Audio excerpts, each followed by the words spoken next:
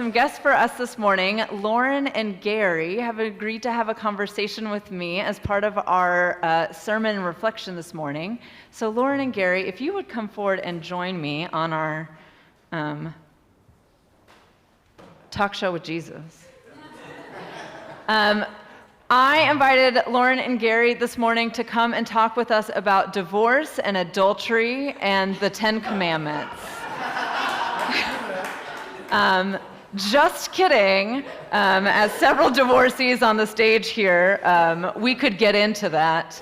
But I think one of the things that we can take away from our gospel reading today is that Jesus certainly cares about people who might be made vulnerable in society and whose voices might be silenced or oppressed.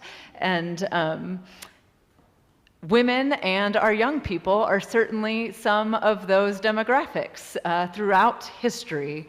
And so we wanted to look at some of our work with young people this week as we talk about our justice work, our advocacy work, and where that comes connected to our respect for young people.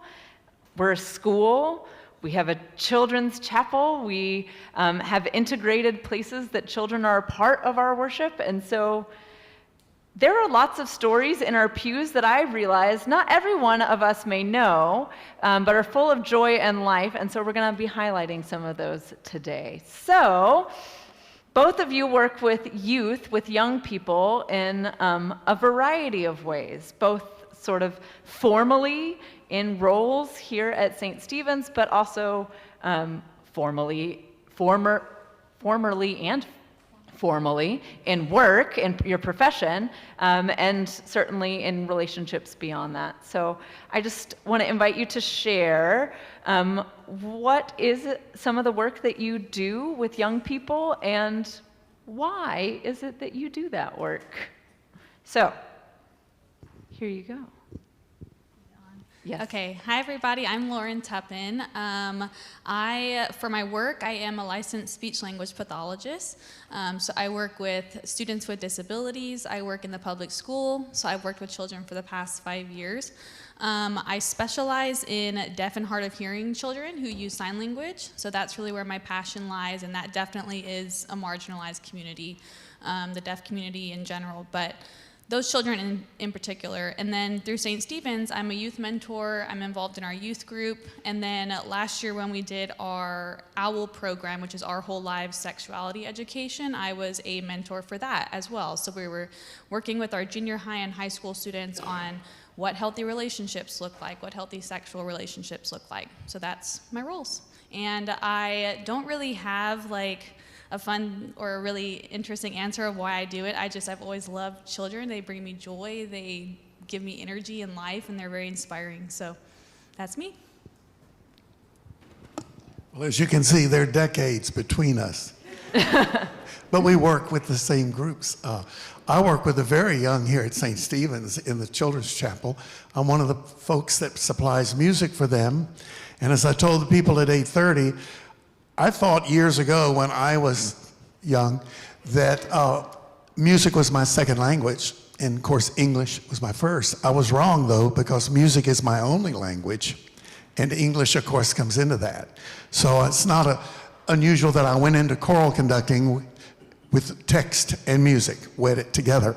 But getting back to our topic of why we're there with children, I learned early on, both in the schools, the public schools, and in the church, that it was the youth and the children that were doing things for me, for my personal spiritual growth and everything else. But now I couldn't have verbalized that necessarily in my 20s and 30s.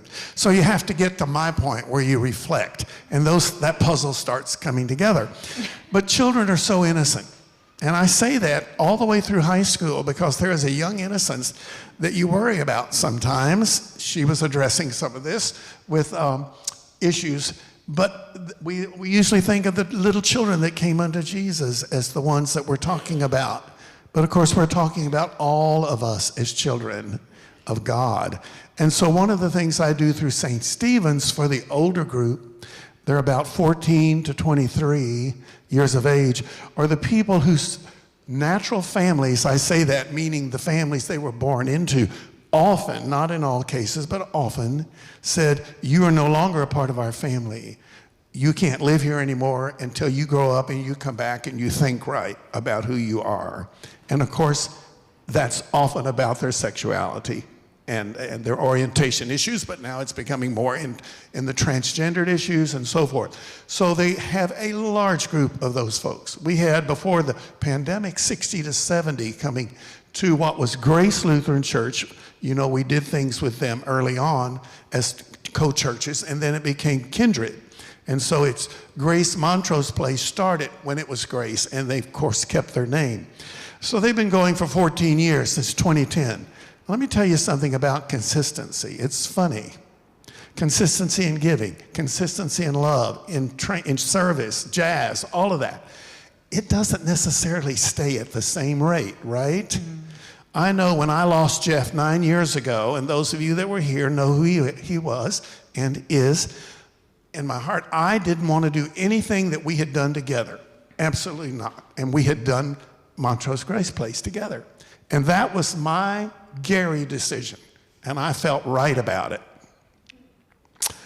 I guess it was St. Stephen's, and coming here, I kept telling people, this is my church, this is where I get fed, and all of a sudden that disappeared. And I thought, I haven't done anything in several years, and I started back, not exactly the same thing we did together, but working with them. It never entered my mind again that I shouldn't be doing that. It didn't. And so I continue to do that, but that's the kind of growth and the kind of consistency repair that we get at St. Stephen's. So anyway, getting back to these people, what they try to do at Montrose Grace Place is create the family that these people do not have, these folks. And so that's their real big purpose, and they do that through feeding them, because through meals you can get in touch with people, and so they feed them Mondays and Thursdays, and now we understand there's going to be a Wednesday activity, but it hasn't been posted on their website yet. But I don't know what that's going to look like. But anyway, there are enough churches and enough teams outside of churches that do this that we only serve every other month. So, and we are the even-numbered months. So October is one of our months. So we will be serving always on the fourth Thursday of the even-numbered month. So that is the 24th in October. And there is a whole army of people. One is sitting right there by the name of Becky. She is a grocery shopper for the group.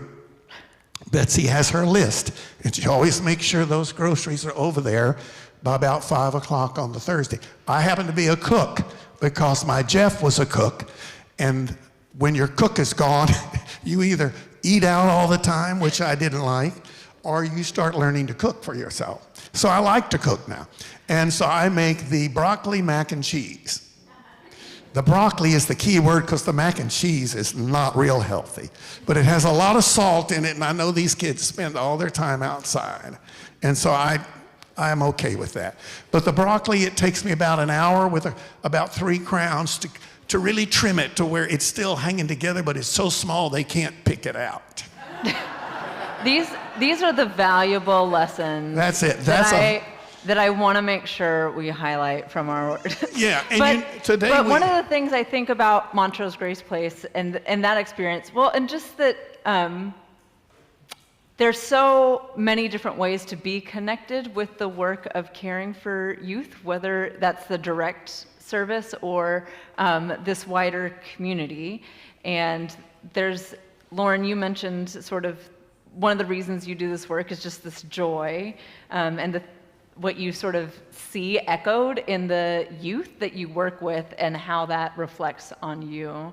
And I know I have certainly learned a lot around a Montrose Grace Place table, around our D&D game night tables, all these different places. What's something that working with young people has taught you, either for yourself, about you or about your faith, that you hold on to? I think it kind of reflects back to the youth, but something that I've learned is that our youth are very resilient. They are so resilient. In my work as a speech language pathologist, I have so many students that face awful life experiences, adverse circumstances, and yet they come to school and they're happy and they play with their friends and they try their best. And not that the expectation is for them to be resilient, but they are. And it's just really inspiring to me. And then even through our D&D night and my work with St. Stephen's through Owls, students that are battling with mental illness and are still able to come to these gatherings and participate to the best of their ability, it's really inspiring. Mm-hmm. As I reflect on, what was the question, what they do for me?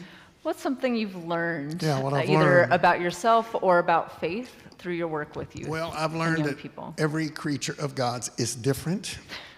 And when I try to compare them to myself, to me, you get in trouble, right?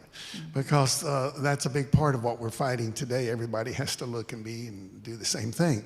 What I take back from these kids is when I look at our stewardship theme of joy, I never would have noticed anything about that except there were colors of the letters, different colors. But when I see that now at St. Stephen's and through working with the kids all my life, and the last big group I had was at HSPVA, the Performing Visual Arts High School, for 12 years, and they are passionate. They are passionate. In fact, you have to ask them to control their enthusiasm at times. And so the Container Store has some wonderful banners that I had posted around the room that said, "Contain yourself." And all we'd have to do is just point, and they would get the message. But what I want to say about joy is that when I looked at it today, I saw the J and the O and the Y, and they were all separate colors, and you can add your own meaning to what those colors are and what they mean to you. But the word joy is so different for every child we work with. We think about just things that make them happy, but sometimes the things that don't go right in their life are joy in the end. Because when they learn to trust you, they'll do anything you want them to do. And that trust is gained by the love they receive from their mentors, from their adults. And so that's what we do. We give love, and it comes back. It's a beautiful word about joy, and I wonder about the parts of God and God's own joy that we would not otherwise have in our lives or not notice in the same way without that reflection from young people. I know I would not know as many TikTok dances as I do, and that brings me joy. H-O-T-T-O-G-O. Yeah. Oh, and yes, I was doing the YMCA. That's exactly what I was doing. As you think about, there's certainly lots of challenges and barriers that our youth face, and yet this resiliency, this hope, this joy. What is a hope that you might share for young people, either in the world or in the church, from your vantage point? A lot of what I think about is connection, and through my work, a lot of how we connect with others is through communication, whether that's through an AAC device, whether that's through sign language, spoken language. It's all about connection and communication to me. And so what I hope for youth and for people in general, but especially for our youth, is that they continue to connect with people in their community, with other youth around them, that they're able to find the communities that foster their growth and build them up, and are just able to keep connecting. That's my hope for youth. Well, I have to dovetail on that because that is very true, that connective ability that these young people, starting with the very youngest that we have, understand what really wonderful, loving role models are, not only in their own friends, but in the adults and the older people besides their parents.